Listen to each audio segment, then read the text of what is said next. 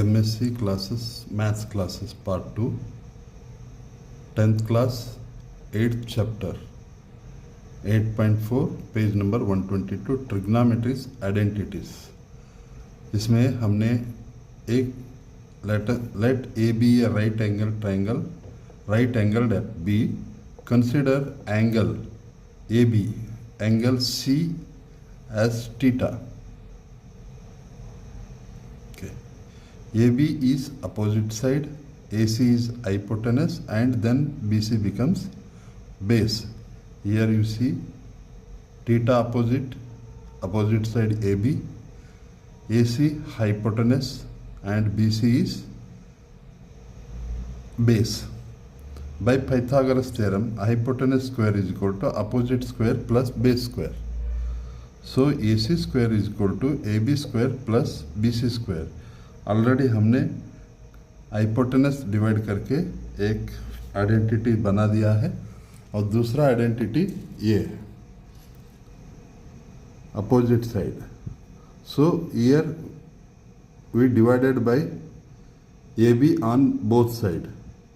A B means opposite side, so A B square A C square divided by A B square equal to AB square plus BC square whole divided by AB square.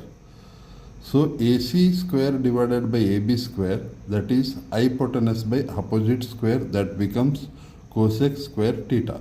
Here AB, again we split these two, so that becomes AB divided by AB whole square plus that BC plus BC divided by AB whole square. That means opposite by opposite, that becomes 1, and the next base divided by opposite. Base divided by means opposite means cot square theta. You see here cot square theta. That means cosecant square theta is equal to 1 plus cot square theta. So these identity, after transferring from one side to another side, we get cos square.